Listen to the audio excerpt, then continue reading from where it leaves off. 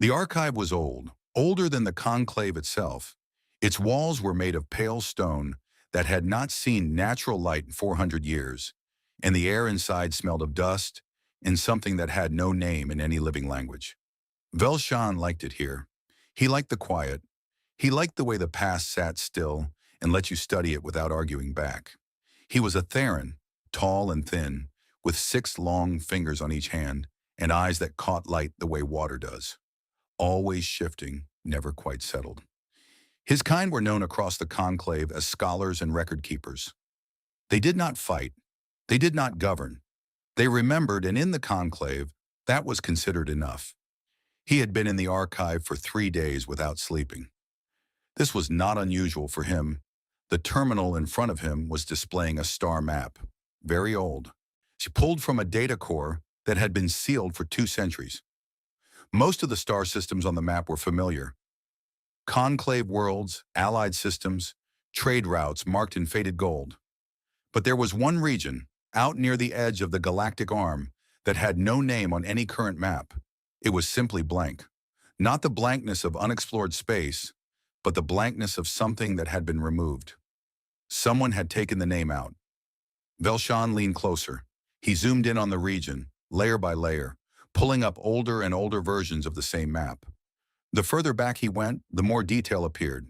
Trade designation codes, population markers, communication relay positions.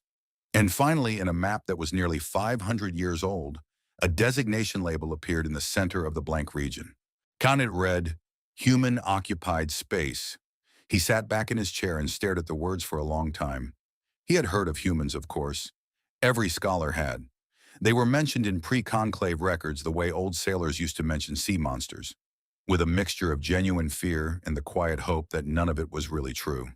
The conclave did not talk about them in polite conversation. In classrooms, they were covered in a single paragraph. An ancient species, dangerous, self-destructive, gone.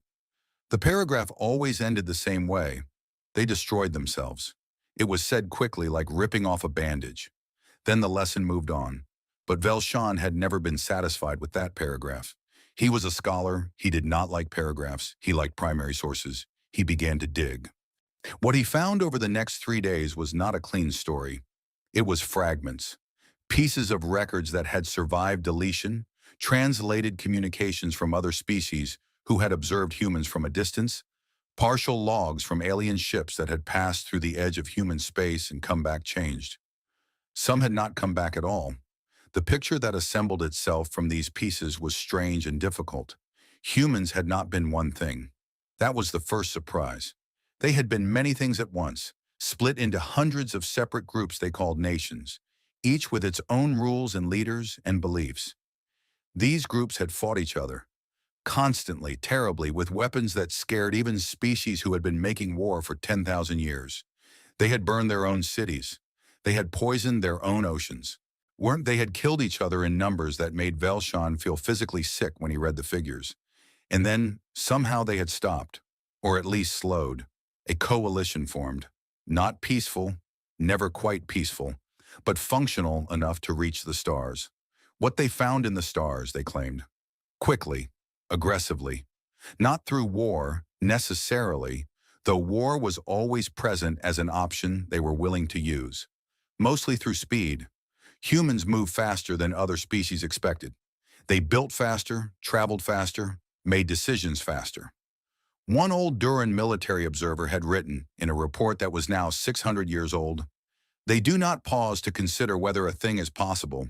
They simply begin doing it and adjust as they go." This is deeply unsettling to watch. Velshan read that line 3 times. Sure, the records grew sparse after a certain point, around 300 years ago, and then stopped entirely. There were no distress signals, no goodbye transmissions, no evidence of a catastrophic war or plague, or any of the usual endings that species met when they reached too far and burned out. The humans had simply gone quiet. Their comm relays had stopped transmitting. Their border stations had gone dark. The stars they had settled sat silent. The conclave had concluded they were gone. The official records said so. Most scholars had accepted it because the alternative, That an entire species capable of that level of aggression and ingenuity had simply decided to stop communicating was too strange to sit with comfortably. Velshan was starting to think the alternative was exactly what had happened. And he saved everything he had found, encrypted it, and was about to start on a second layer of the archive when a sound came from the corridor outside. Boots on stone. Fast. A young assistant pushed open the archive door, breathing hard. She was Duran, thick-limbed and gray-skinned, built like a small fortress, which made her obvious distress even more alarming. Archivist Velshan, she said, the council is requesting all senior scholars. There has been an incident. He looked at her. What kind of incident? She hesitated. Station 7 on the outer reach. It stopped responding 6 hours ago. Velshan closed his terminal slowly. One station losing contact is not unusual. It's not one station, she said. It's 3, all in the same sector, all within the last 12 hours. And the approach vector of whatever caused it, she stopped, swallowed. The council says it is moving toward the core systems. Velshan stood. He was already thinking about the star map, about the blank region at the edge of the galactic arm, about a species that had gone silent 300 years ago and left no explanation. He gathered his notes and followed the assistant out of the archive. The council chamber on Conclave Prime was enormous, designed to hold representatives of all 11 member species at once, with space for their interpreters and guards and the various atmospheric requirements they each needed to survive. Tonight, only half the seats were filled. The representatives who were present looked like they had been pulled from sleep.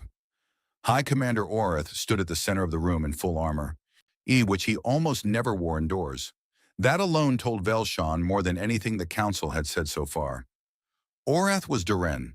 He was wide and heavy and had survived 3 wars and 2 assassination attempts and had not visibly aged in 20 years.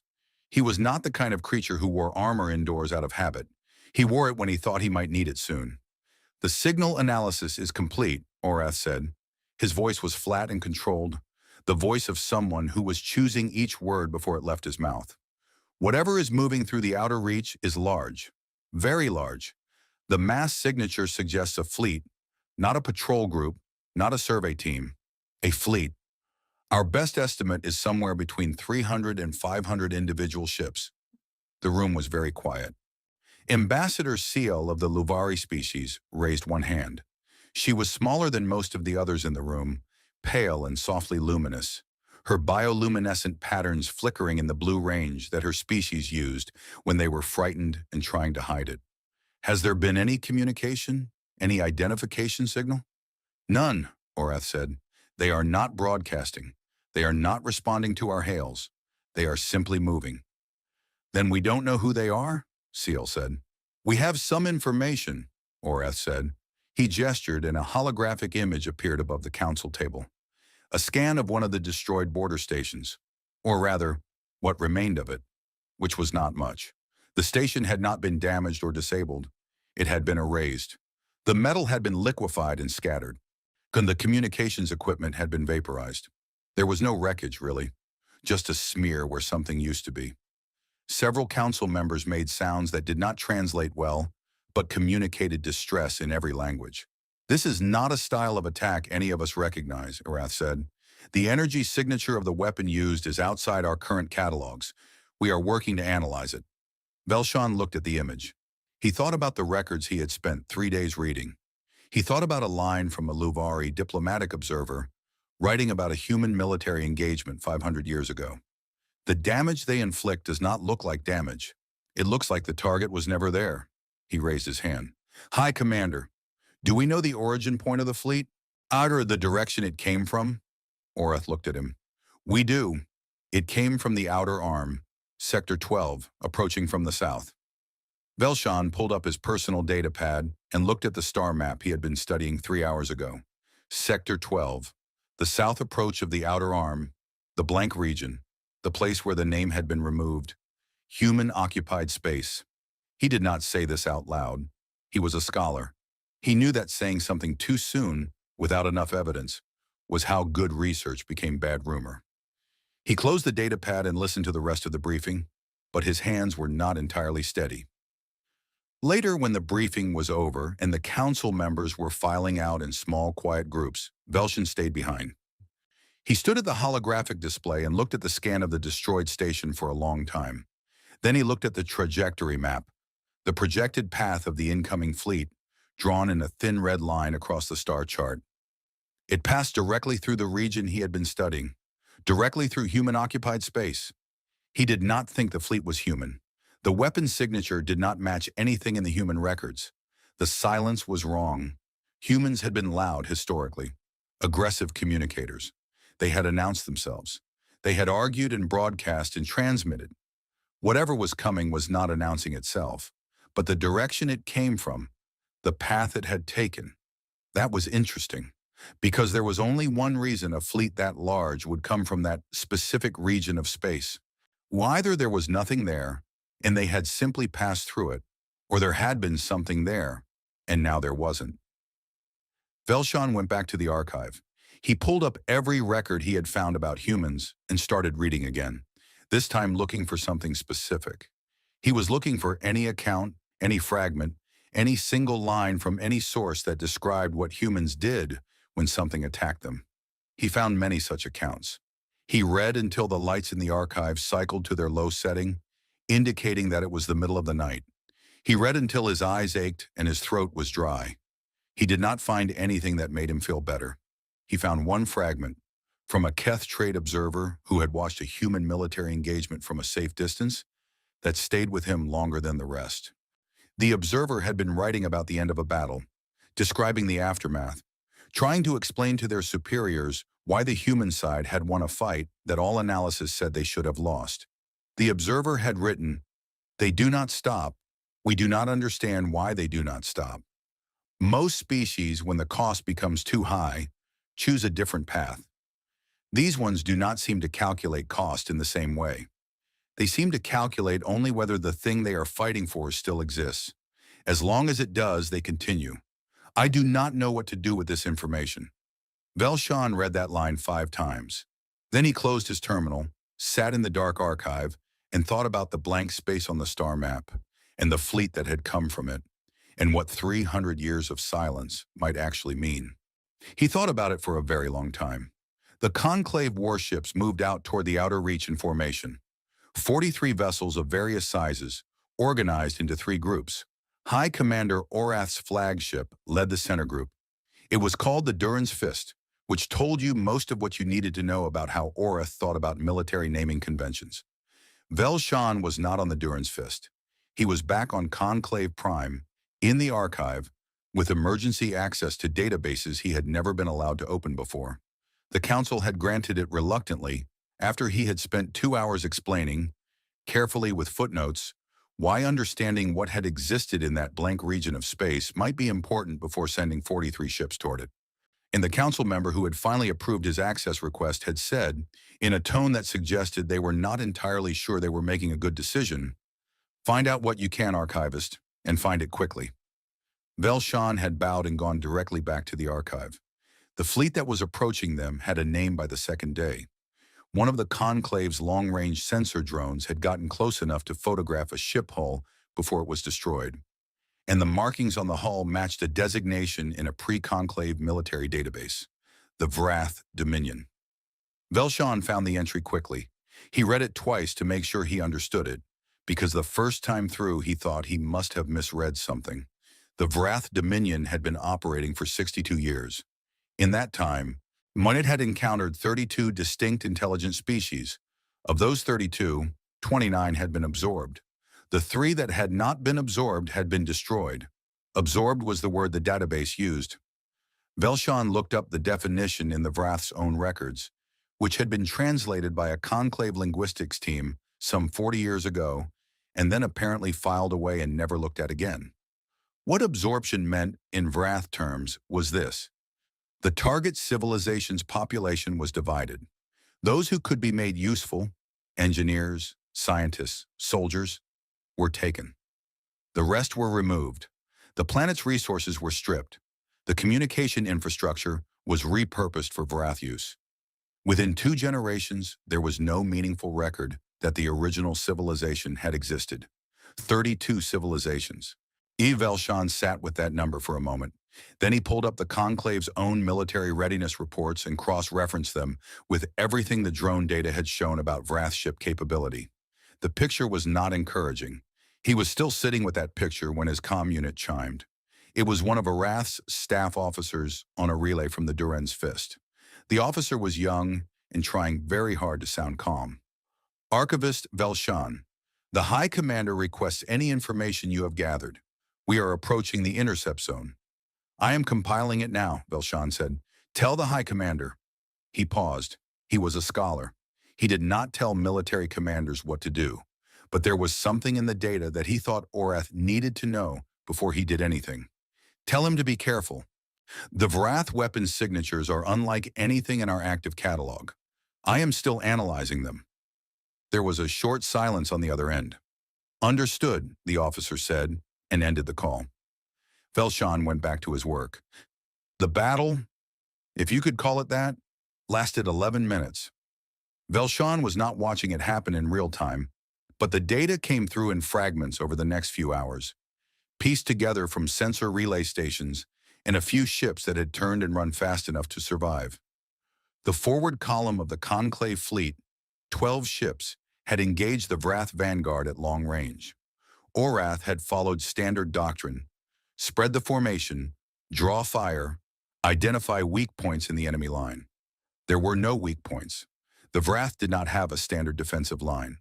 And they had something else entirely: a formation structure that adapted in real time, closing gaps the moment they appeared, redirecting fire in ways that suggested the fleet was operating as a single coordinated mind rather than a collection of individual ships and commanders. The 12 ships in the forward column were gone in 11 minutes. Not damaged, not disabled. Gone, the way the border stations had been gone. There was a smear on the sensor data where they had been, and then the smear cleared and there was nothing. Orath pulled the rest of the fleet back. The Vrath did not pursue, not yet. They continued their approach at the same steady speed, neither faster nor slower than before, as though 11 Conclave warships were simply not a meaningful data point in whatever calculation they were running. Velshan read the after-action reports until late into the night. Then he stopped reading about the Vrath because there was nothing more he could learn from their records that would help, and he went back to the human records. He was looking for something specific now, and he found it in fragments spread across dozens of different sources. He was looking for what had existed in the blank region of space before the Vrath passed through it, before the silence. What had the Vrath met out there at the edge of the arm 300 years of silence ago? The answer was incomplete, but it was there. The human territories had extended across 14 star systems at their peak. Not a small civilization, not large by galactic standards, but established, developed, with shipyards and research stations and colonies on 9 worlds. They had been expanding steadily, not frantically, in the way of a species that was learning to pace itself after a history of doing everything too fast. And then the Vrath had come. Velshan found 3 fragmentary accounts of what had happened next, written by Vrath scouts whose reports had been captured or copied by some earlier Conclave intelligence operation, and then, like so many things, filed away and forgotten. The first account described initial contact. The Vrath had approached human space with their standard protocol: a fleet large enough to demonstrate superiority, a simple ultimatum, and an offer of integration, which was their word for absorption. They had done this 32 times before. It had worked 32 times before. The humans had not responded to the ultimatum. Instead, they had attacked. Not the main fleet. They had attacked the Vrath supply lines, their communication relays, their sensor buoy network. Small, fast ships appearing in places the Vrath had not expected ships to be, doing damage and then disappearing before a response could be organized. The Vrath field commander had noted, in a tone that was clearly meant to be contemptuous, but had something else underneath it. The primitives appear to believe that inconveniencing our logistics constitutes a military strategy.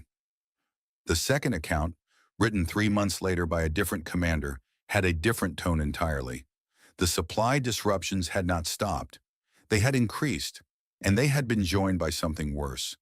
The humans had somehow acquired Vrath weapon schematics, not copied them exactly but adapted them, and modified them in ways that the Vrath engineers had not anticipated, producing variants that worked against Vrath's shielding in ways the original design had not been capable of.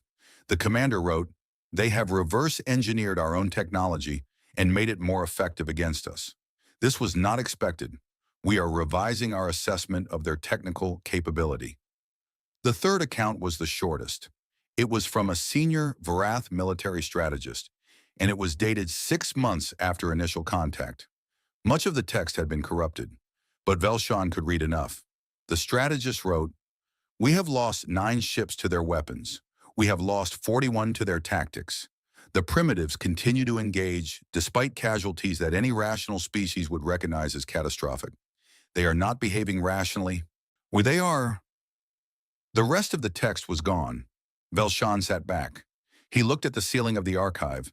He thought about what it meant that the Vrath, a species that had absorbed 32 civilizations without meaningful resistance, had lost 50 ships to a species that should, by every analysis, have been overwhelmed in weeks. Then he thought about something else. The silence. The 300 years of silence. If the Vrath had eventually won, if they had absorbed human space the same way they had absorbed everyone else, there would be records. The Vrath kept meticulous records of their absorptions. It was part of how they operated. He had checked. There were no records of human absorption, no population transfer logs, no resource extraction reports, no infrastructure repurposing documents. Nothing. He opened a new document and began writing very quickly because his hands had started to shake slightly and writing helped him focus. Hypothesis. The Vrath did not absorb human civilization. Outcome unknown. Possibilities. 1. Humans were destroyed, with records suppressed, reason unclear. 2. Humans withdrew. To where? For what purpose? Unknown. 3. Something else happened that does not fit existing categories. He looked at what he had written. He deleted the third point, then added it back. He was a scholar. Unknown categories were not things you deleted just because they were uncomfortable. He saved the document and began to compose a transmission. It was directed at the coordinates of human-occupied space, old coordinates, 300 years out of date, the relay addresses of stations that might not exist anymore. Unless he kept the message short, he used every frequency standard he could find in the human communication records. He used the old handshake protocols. He did not expect a reply.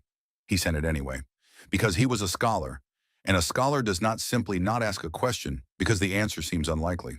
He filed the transmission as a low-priority outreach attempt because he did not want the council to see it and ask questions he was not yet ready to answer, and he went back to reading.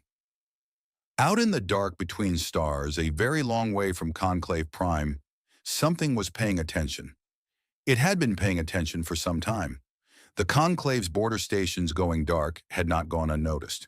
The movement of the Vrath fleet had not gone unnoticed. The destruction of 12 Conclave warships in 11 minutes had not gone unnoticed. Yet the transmission from Velshan, low priority, fragile, bouncing off dead relay stations, had been received on a frequency that no one in the Conclave currently active would have recognized because it was 300 years out of date. But someone had recognized it. On the bridge of a ship whose hull markings were in a language the Conclave no longer spoke, a junior communications officer flagged the signal and passed it up the chain of command. It moved up quickly. Within 20 minutes, it reached a woman sitting in a large chair in front of a very large window that showed a great deal of dark space and a scattering of stars. She read Velshan's message. Then she read the Vrath's approach vector data, which she had been looking at for 3 days already. Then she looked out the window for a while. Her name was Admiral Mara Osimensa, and she had known this day was coming for a long time. She turned to her first officer and said calmly, in a language the Conclave did not currently have on record, "Begin the fleet assembly. Full formation. We move in 48 hours. The first officer nodded once and left the bridge at a pace that was not quite running. Osimensa looked out the window again. The Vrath fleet was several light days away, still moving toward the Conclave's core systems, still not broadcasting, still utterly certain of what was going to happen. She thought about what it had cost to build what was now assembling in the dark behind her. She thought about the 300 years of silence and what they had been used for. She thought about a very old saying that humans had from a very old time on a planet very far from here. Speak softly and carry a big stick. The conclave had been speaking. The Vrath had been speaking. She had been silent. She picked up her command tablet and began reviewing combat readiness reports, one ship at a time, all 412 of them. The Kavth system was a good place to make a last stand, if you had to make one. It had 3 planets, 2 of which were inhabited. It had a dense asteroid field on its eastern approach that could slow an incoming fleet down long enough to matter. It had a large orbital station that had been retrofitted in the past 2 weeks, with every additional weapon the Conclave could mount on it. It was not enough. Every commander in the system knew it was not enough, and they were making the stand anyway, because that was what you did when there was nowhere left to retreat. The Conclave defense fleet assembled at Kavth numbered 61 ships, more than the 43 that had gone to the outer reach, because the survivors had fallen back and regrouped, and because 3 allied species had contributed vessels, small ones mostly, fast patrol craft that were better at running than fighting. Vrath had accepted them gratefully and placed them at the rear of the formation, where they would be most useful if an evacuation became necessary. He did not say the word evacuation out loud. He thought it constantly. Ambassador Seahell was on the orbital station, not because she wanted to be, but because the Council had asked her to coordinate civilian evacuation from Kaveth's second planet, and she had agreed before fully thinking through what that would mean for her own safety. She had a staff of 12 and a communications board that had not stopped receiving distress signals for 6 days. She worked through them systematically because that was the only thing she could do. One family at a time, one ship at a time. She had also written a document, privately, that she had not shown anyone. It was a formal request for terms from the Vrath Dominion. Not a surrender, technically, but an inquiry into the conditions under which the Conclave's civilian population might be spared if resistance proved futile. She had worked on the language carefully, trying to thread a needle between dignified and desperate. She had not sent it. She kept finding reasons to wait 1 more hour, 1 more day. She was not sure if this was hope or cowardice, and she did not have time to figure out which. The Vrath fleet arrived at the edge of the Kavth system in the early morning cycle, station time. The long-range sensors showed them first as a mass of signatures so large it looked like the scan equipment was malfunctioning. Then the detail resolved, and it was clearly not a malfunction. Fleet Master Kur stood on the bridge of his command vessel and looked at the Conclave's defense formation on his tactical display. He was Vrath, tall, pale, with a face that was very still and eyes that moved constantly, calculating. He had overseen 11 absorptions. He had a reputation for being thorough and fast. He prided himself on thoroughness and speed. They were, in his view, the 2 most important qualities in any military commander. 61 ships, his tactical officer reported, mixed classes, Conclave primary fleet plus allied auxiliary vessels, orbital station, moderate armament, significant civilian presence on the adjacent planet. Kur nodded once. Signal approach formation. We will offer terms first. This was standard Vrath procedure. You offered terms. They were refused. You demonstrated your firepower with a single strike on a non-essential target. Then they were accepted. It was clean, and it was efficient, and it had worked 32 times. Open a channel, he said. The channel opened. Kur delivered the standard Vrath integration offer, the script he had delivered 11 times before, translated into the target species' primary language by his communication systems. Why join the Dominion or be removed? Contribute or be erased? There was no third option. He closed the channel and waited. On the orbital station, Seahell heard the Vrath transmission at the same time as everyone else. She heard the language her translation system rendered it in, flat, certain, without any tone that suggested the outcome was in question. It was not the voice of someone making an offer. It was the voice of someone stating a fact. She sat very still for a moment. Then she picked up the document she had written, the request for terms, and looked at it. She had put considerable work into the language. She had spent hours on it. She set it down without sending it. She did not know why, exactly. Something about the Vrath transmission had made her unwilling. Perhaps it was the complete absence of any acknowledgement that she and her people were worth talking to as equals. Perhaps it was the 32 civilizations she knew about and could not stop thinking about. Perhaps it was simply that she was Luvari, and her species' deepest instinct, under extreme fear, was not submission. It was stillness. She sat still and waited and did not send the document. High Commander Orath did not respond to the Vrath transmission either. Not because he had decided to hold out, but because he was looking at his tactical display and running numbers that didn't work. The Vrath fleet was not arranged in the formation he expected. It was not arranged in any formation he recognized from the tactical databases. It was something new. And he needed another 30 seconds to figure out what it meant before he started talking. He never got the 30 seconds. Every communication system on every conclave ship and station in the Kavth system activated at once. Not because anyone had opened a channel, not because any signal had been sent through normal means. Something had come in on a frequency that the system's auto-response had recognized and engaged with before any operator could decide whether to allow it. The frequency was 300 years out of date. The voice that came through was human, though no one on the conclave side recognized it as such immediately, because none of them had ever heard a human voice before. It was deep and even and carried no particular emotion, or the way that very calm water carries no particular current on its surface, but may have significant movement beneath. This is Admiral Mara O.C. Mensa, commanding officer of the United Earthship Unconquered Sun and attached fleet. We are transmitting on this frequency as a courtesy to any conclave systems that may still hold the old recognition protocols. We recognize we have not been in contact for some time. We apologize for the gap. There was a pause of about 2 seconds, which was not a long time in any objective sense, but felt very long to everyone listening. We are aware of the Vrath Dominion's current position and intended actions. We are aware of the Conclave's defensive situation. We are approaching the Kavth system now. Please hold your formation and do not adjust your defensive posture. We will handle the approach. Another pause. We would also ask that the Vrath Fleet Master keep this channel open. We will have something to say to him shortly. The transmission ended. The orbital station was completely silent. Sayal looked at her communications board. The frequency the transmission had come in on was listed in the board's deep historical database with a single notation: Human Standard Broadcast. Deprecated. Last verified use, 302 years prior. She said very quietly to no one in particular, "They're not dead." On the bridge of his command vessel, Fleet Master Kur had heard the transmission too. His communication officer had already analyzed the frequency and the voice pattern and reported that it was of unknown origin. Kur had instructed him to analyze more carefully.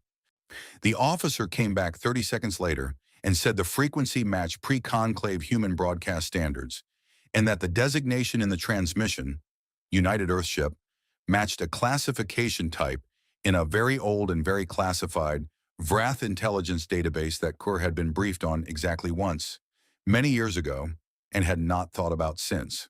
He thought about it now.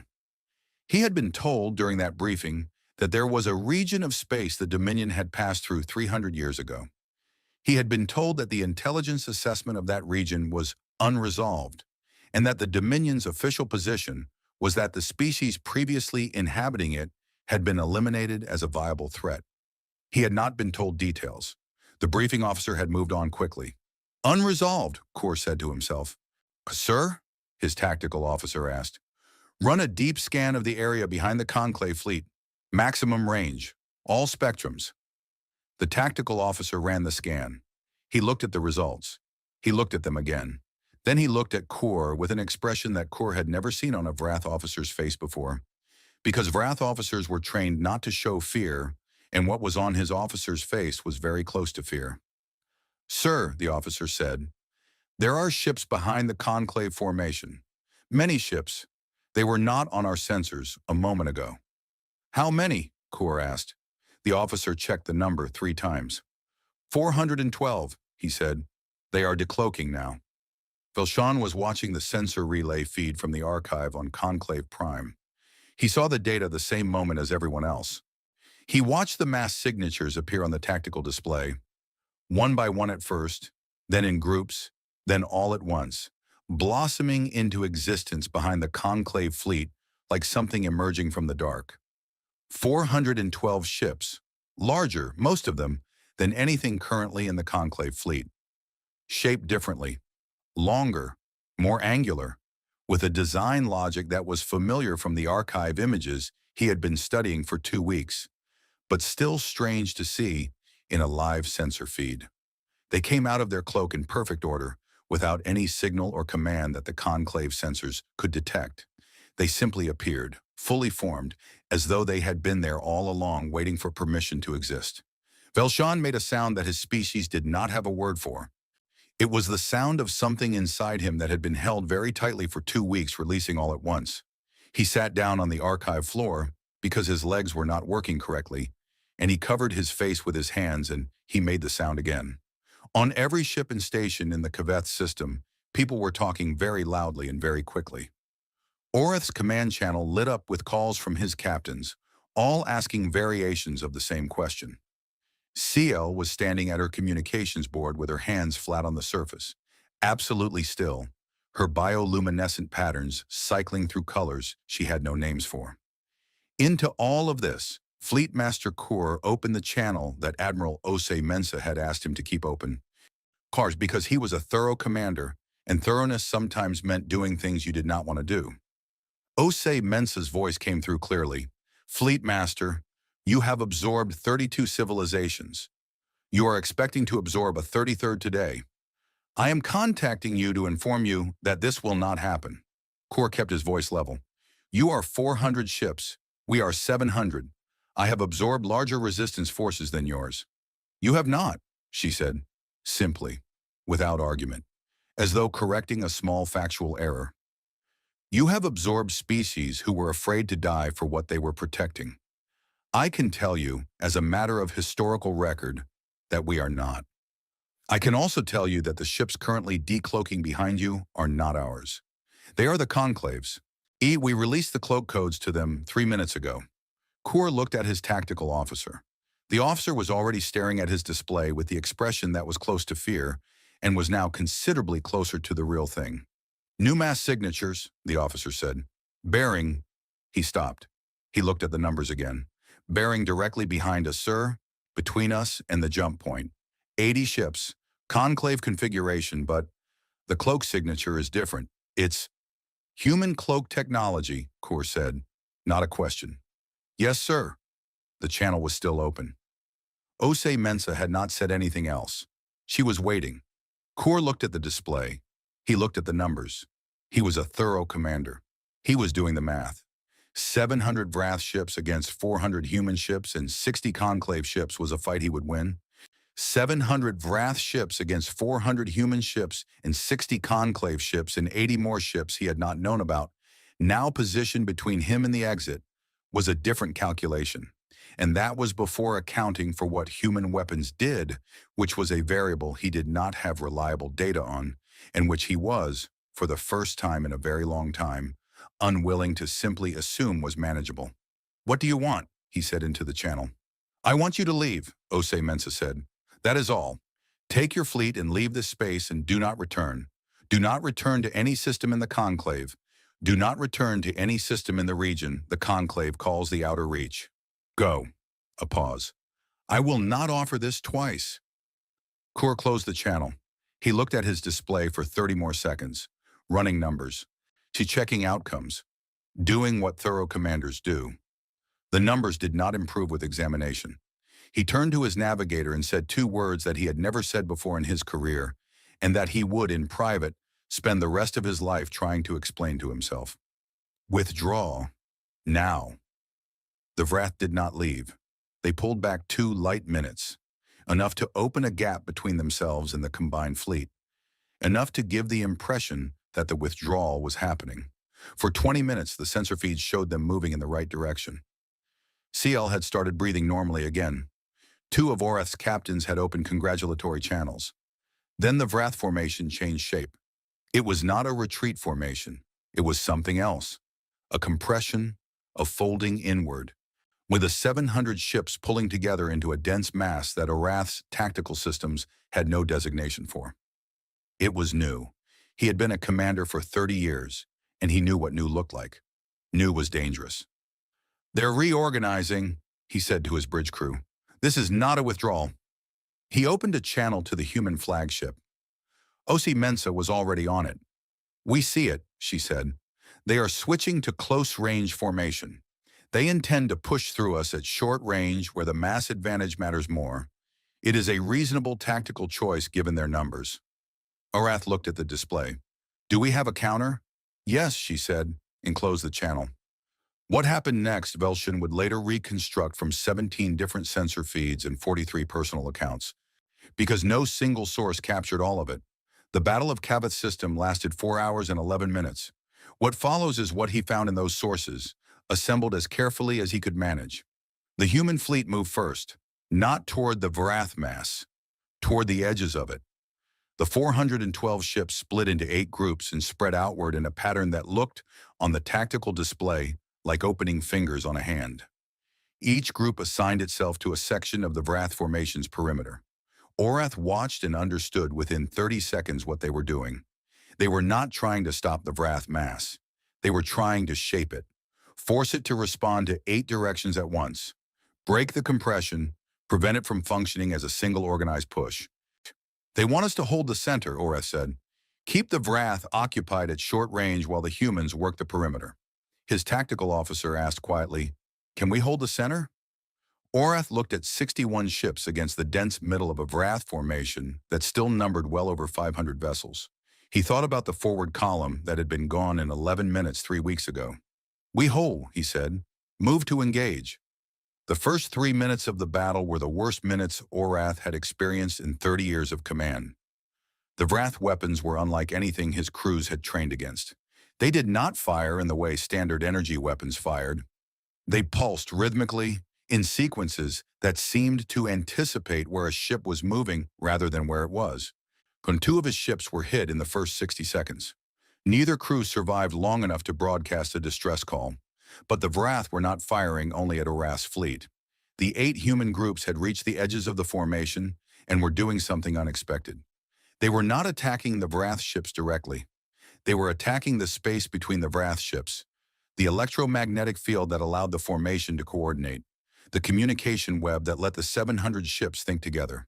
The human weapons targeted the connections rather than the vessels, and the effect was visible on the tactical display within 90 seconds. The Vrath formation began to fragment, individual ships losing the coordination signal, responding more slowly, firing with less precision. Orath saw a gap open in the center of the Vrath mass. A real gap, not a feint, a gap that led to the core of the formation. He ordered 2 of his ships to hold position and 3 to go through the gap. "Sir," his tactical officer started. "3 ships through the gap," Orath said. "Now." They went. Ensign Torin Vale was 19 years old and had been on a warship for 8 months and had never been in actual combat. His station was sensor monitoring on the 3rd deck of the UES Meridian, one of the 8 human ships in what the battle plan called Group 7. His job was to watch a display and call out anything unusual. He had been told during training that combat was mostly data and attention. He had believed this. He did not entirely believe it anymore. The Meridian shook when the first Vrath shot hit the hull on the port side. Not catastrophically, the shields had absorbed most of it, but with enough force that he grabbed the edge of his station with both hands and held on until the shaking stopped. Around him, his crewmates were moving with a speed and certainty that surprised him, because most of them did not look calm, and yet they were all doing exactly what they were supposed to do. Lieutenant Charan, who was 24 and had been in combat once before, was calling out targeting coordinates in a voice that was tight but even.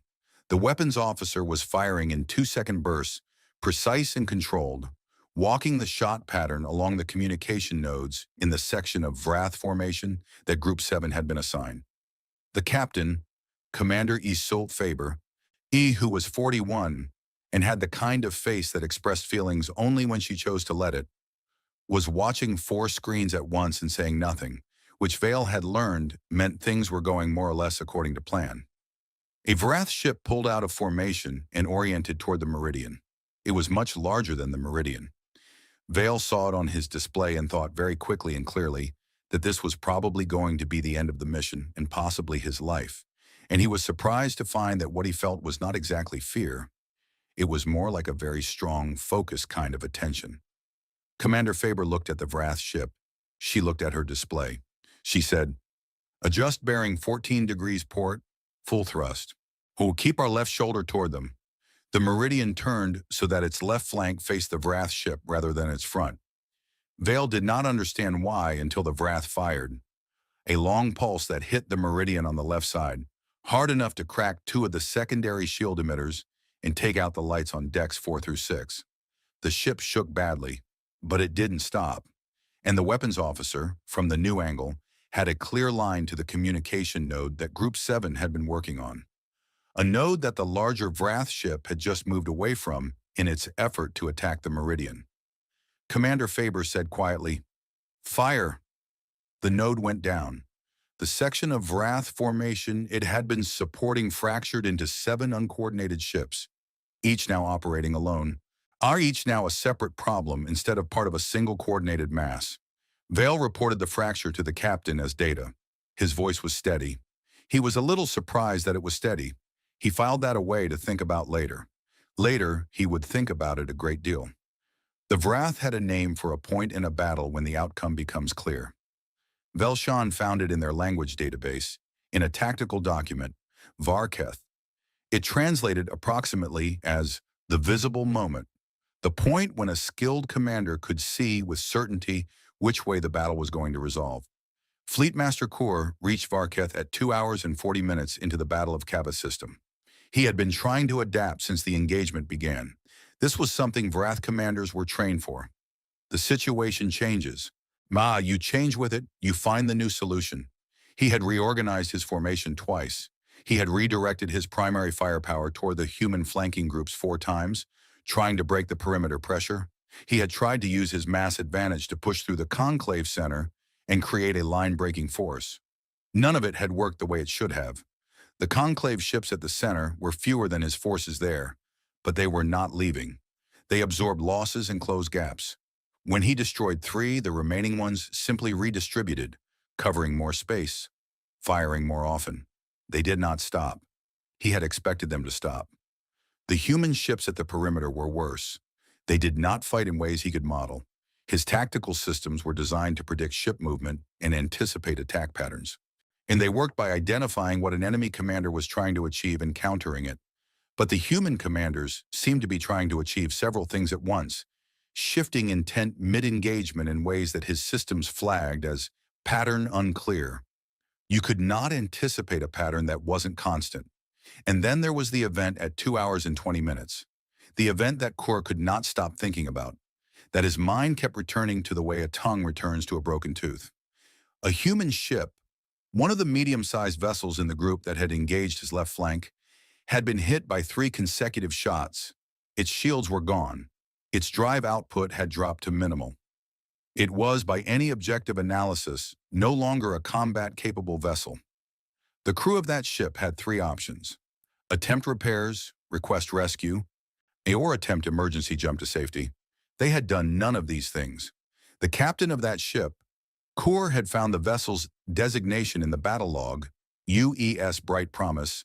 Commander Hessa Akenwell had broadcast a single transmission on the human fleet channel. Kor's systems had intercepted and translated it in real time. Group 3, Bright Promise. Primary systems out. We are positioning for a final strike run on Vrath carrier Ketch 7. Do not cover us. Stay on assignment. This is our choice. And then the Bright Promise, crippled, nearly powerless, already dying, had turned toward the largest ship in Kor's left flank carrier group and accelerated. At maximum thrust, the ship took 40 seconds to cross the distance. Kor's carrier had fired everything it had at the Bright Promise. The shots hit, and the ship came apart. And then what remained of it, the core, the drive section, still carrying enough momentum, hit the carrier's hull at the weakest point of the impact angle and the carrier's magazine detonated, and the carrier was gone. Kur had stood on his bridge looking at the space where a ship he had built and crewed over many years had been, and he had experienced something he had very little framework for. The bright promise had been a crippled ship. It should have withdrawn. Any rational commander with a crippled ship withdrew. That was not courage. That was mathematics. You did not spend a crippled ship. You saved it, or you saved its crew, because either had future value, unless you were operating under a different calculation entirely. Three of Kur's captains, watching from their positions in the formation, had opened internal channels in the moments after. He had listened to their transmissions. They were confused. They were asking each other what it meant. One of them, an experienced commander, someone Kur had worked with for a decade, had said in a voice that was trying to be analytical and not entirely succeeding, "They regard losing a ship as an acceptable cost. I don't understand why they regard it as acceptable." Another captain had answered, "Because they believe they are going to win. They are not calculating whether they will survive this fight. They are calculating when the fight will be over." Kur had closed the channel. At 2 hours and 40 minutes, he reached Kavth, the visible moment. He could see clearly and without self-deception that the battle was not going to resolve in the Dominion's favor. He had more ships than his enemy, but he was not fighting a battle of numbers. He was fighting a battle of calculation, and his enemies were calculating in a way he could not match or predict. He gave the withdrawal order for the second time. This time he did not leave it open to interpretation. This time he used the emergency protocol that could not be countermanded, the one that said, "We are leaving now in this direction, at this speed, and nothing that happens in the next 10 minutes changes that." The Vrath fleet pulled back, not cleanly, under pressure from the human perimeter groups, under fire from Orath's reorganized center, with the 80 ships that had been blocking the jump point now repositioning to let the Vrath through, rather than forcing an engagement they hadn't been assigned. The humans let them go, deliberately. They did not pursue. Kur noticed this. He spent the entire withdrawal thinking about it. The battle ended in silence rather than triumph. No one announced it. The last Vrath signature vanished from the long-range sensors, and then there was just the Kavth system. Damaged ships, debris fields, the orbital station with its lights still on, the planet below still turning. Seal had watched the entire battle from the communications board, unable to do anything else. The surrender document still sitting on the desk beside her. When the last Vrath signature disappeared, she sat down on the floor, because the chair was not close enough and her legs decided on their own that they were done for a moment. She sat on the floor of the communications room and looked at the surrender document. And then she picked it up very carefully with both hands and tore it in half slowly, all the way through. It felt important to do it slowly. On the sensor display above her, the 412 human ships were holding formation around the Conclave fleet, steady and patient, waiting to be told what came next. Seal thought, they chose us. She did not know yet what that would mean, but she sat on the floor and held the two halves of the document she had worked so hard on and let herself feel something she had not allowed herself to feel in 2 weeks. She let herself feel like they might be all right. The days after a battle have their own weight. They are not like the days before. The days before have purpose, direction, the narrowing focus of something coming. The days after are different. The danger has moved and left behind everything it unsettled, and you have to work out what to put back where. In the Kavth system, the work was enormous. Rescue teams moved between the debris fields looking for escape pods.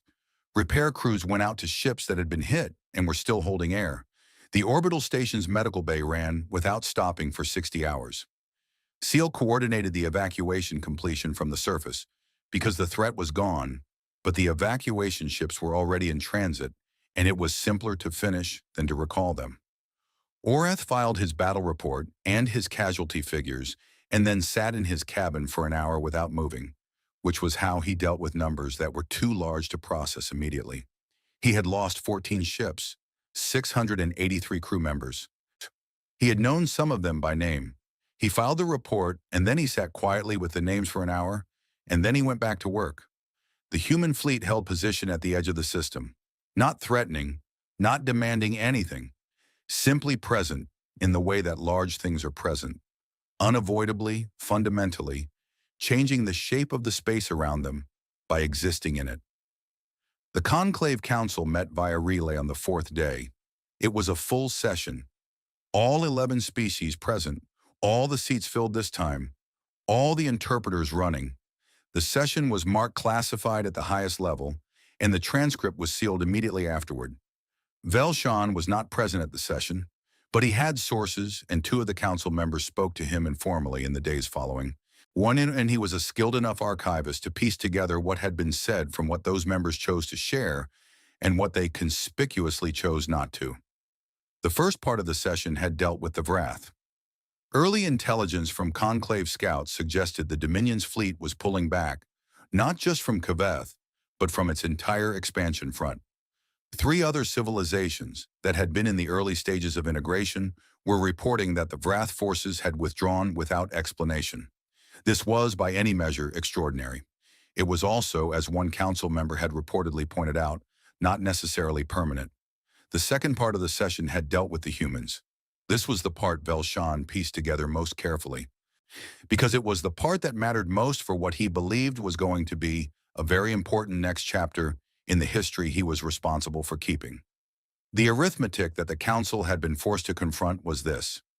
Humanity had spent 300 years in silence. In that time, they had built 412 warships, plus 80 more equipped with cloaking technology so advanced that Conclave sensors had not detected them until they chose to reveal themselves. This was not the work of a small, struggling civilization. This was the work of a civilization that had known what it was building toward, which meant they had been watching. For 300 years in silence, they had been paying attention. The question the council had not been able to stop asking in various forms was, what else had they built? What else were they watching?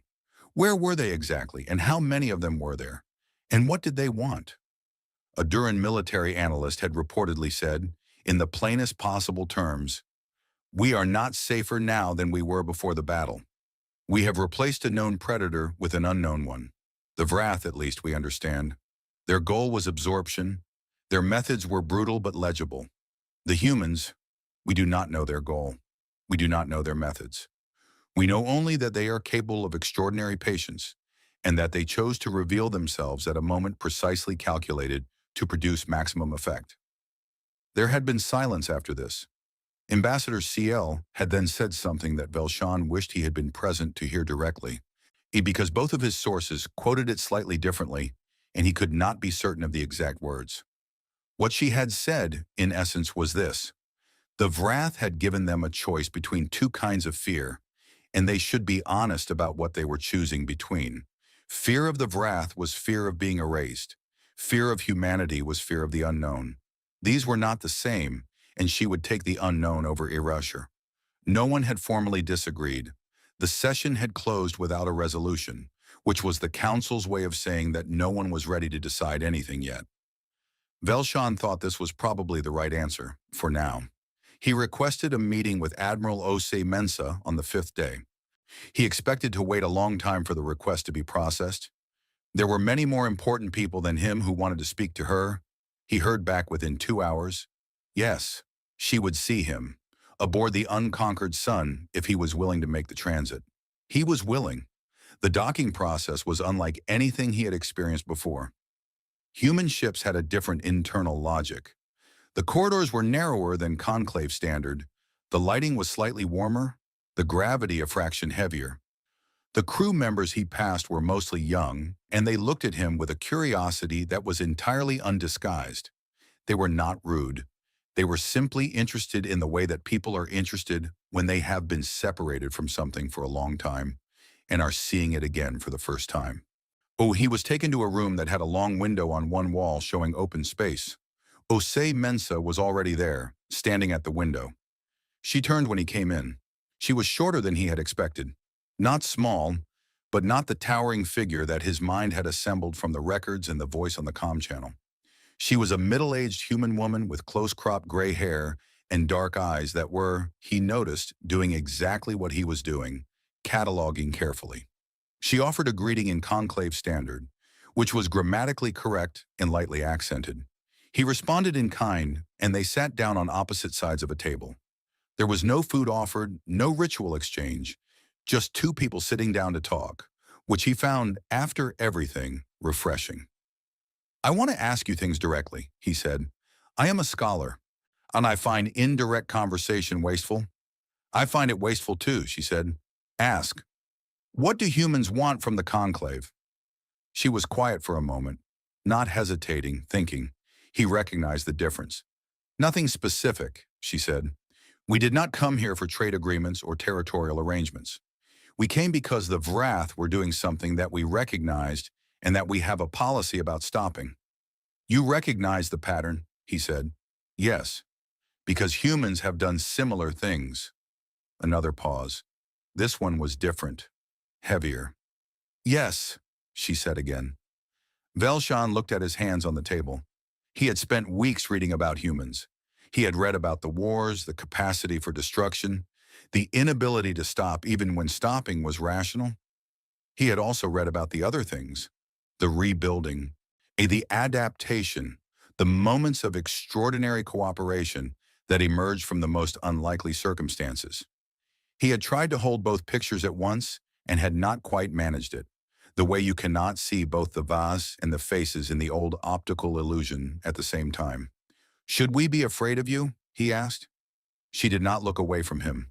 She did not smile or soften the question with body language. She sat with it for a moment, and he had the sense she was treating it with the respect it deserved. "Probably a little," she said. "We are not harmless. We have never been harmless, and I would not insult you by pretending otherwise. We are a species that has caused a great deal of damage in our history, to ourselves, to others. We carry that.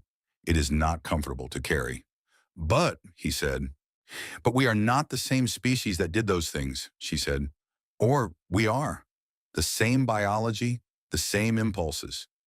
But we have been living with our own history for a very long time, and we have made choices about what we do with it. The capacity for what we were is still there. It does not go away. We decided to use it differently." "How?" he asked. She thought again. "We decided that the things we were most dangerous about, the persistence, the refusal to stop, the willingness to pay any cost, those were pointed in a direction for a long time that caused harm. We redirected them. We pointed them at things that needed protecting instead." She paused. "It is easier to explain than to do. It took a long time to do." Velshan looked at her for a moment, and then he said, "The captain of the Bright Promise." Something moved in Ose Mensa's face, a tightening that was brief but visible. "Yes," she said. "She chose that outcome." "She did." A pause. "It was her right to choose. We do not order that. We do not ask for it. But we do not forbid it either, when a crew decides together that it is the right thing." She looked at the table for a moment. Commander Akinwell had been on that ship for 6 years. So had most of her crew. They made the calculation together. "I have read the transcript of their internal channel in the last 40 seconds before they went. I will not share it, but they were not afraid." Velshan was quiet. He thought about the old Kavth observer's line. "They do not stop." He thought he understood it better now than he had when he first read it. What it was not that humans could not stop. It was that they had decided at some level that was not always conscious and not always comfortable, what they would not stop for. And having decided that, they were genuinely unstoppable in the pursuit of it. Not because of some biological inability to feel fear, but because fear was simply not the largest thing in the calculation. "One more question," he said. "Go ahead." "The 300 years of silence, the watching, the building." He looked at her directly. "Were you waiting for us to need you? Or were you waiting to see if we were worth helping?" Ose Mensa's expression was difficult to read. Then very slightly something in it shifted. Not quite a smile, but something adjacent. "Yes," she said. He thought about that for the rest of the day. Back on Conclave Prime, Velshan sat in the archive and wrote his report. He wrote it carefully over 3 days. He covered what he had found, the human records, the Vrath records, the history of the 300 years of silence. He covered what had happened at Kavth. He covered his conversation with Ose Mensa. He wrote his conclusions last. They were not simple conclusions, because the situation was not simple. The conclave was going to have to build a relationship with a species that was genuinely powerful, genuinely unpredictable, and genuinely not something that existing frameworks covered well. There would be difficult conversations. There would be moments of fear on both sides. There would be, he suspected, times when the conclave would look at humanity's history and wonder if they had made a terrible mistake by allowing this relationship to develop. He wrote all of this. He was a scholar. He did not leave out the uncomfortable parts. And then, at the end, he wrote one more paragraph. It was not in standard academic form. His supervisor, when she eventually read the declassified version, would note in the margin that it was unusual tone for a formal report. He did not care. He wrote, "They are not safe. They were never safe, and I do not believe they will be safe. And I think anyone who tells you otherwise is selling you comfort rather than truth. But they chose us. They watched for 300 years, and they chose to come when we needed them. And they let the ones who hurt us leave rather than destroying them when they could have. And I have spoken to their admiral, and I believe she told me the truth. We should be careful. We should always be careful. But I have decided that a species that chooses to point its capacity for destruction at the things that threaten the people it has decided to protect is not the same as a species that points it at whoever is in reach. I have decided that is a meaningful difference. I have decided that is enough." He filed the report as classified. It would stay classified for 50 years. Ensign Torrin Vale stood at the observation window on the third deck of the UES Meridian and looked at the Kavth system star. It was yellow-orange and quiet, an ordinary star by most measures, the kind that you would find in 100 systems and not look at twice. He had been standing there for 20 minutes. And he did not have anywhere else to be. His shift was over. The ship was on standard watch. The repairs to decks 4 through 6 were mostly complete. He could have slept. He was still too tightly wound to sleep. He thought about the battle. He thought about the bright promise.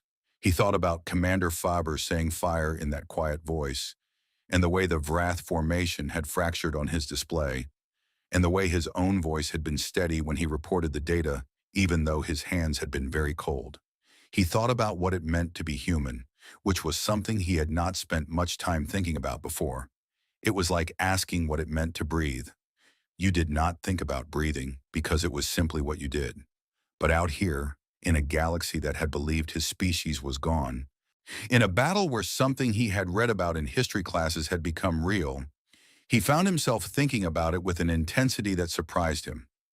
He was thinking about it when a light blinked outside the observation window. He focused.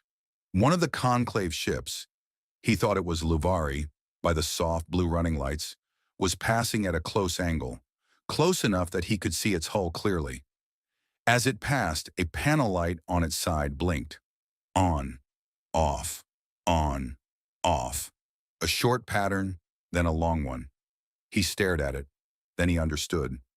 Morse code would have meant nothing to a Luvari crew, but the pattern was universal enough, and the intent was universal enough. It was a greeting. Just a greeting. Someone on that ship had decided to say hello to the ship that had held beside them during the worst 4 hours either of them had ever experienced, and they were doing it with the only language they had in common, which was light. He went to the wall panel and found the external lights control. It took him a moment to remember the sequence. Then he blinked back. On, off, on, off. Hello. The Luvari ship was already past, slipping away into the dark of the system. He watched its lights grow smaller. He stayed at the window a while longer. The star was still burning. Ordinary, steady, the same color it had been when he first looked at it. The system around it was the same system it had been before the battle, with its 3 planets and its asteroid field and its orbital station with its lights on. It was the same. And it was also not the same at all. He put his hand flat against the cold viewport glass and stood there for a while, feeling the hum of the ship through the metal, and thought that this, all of this, was something worth protecting.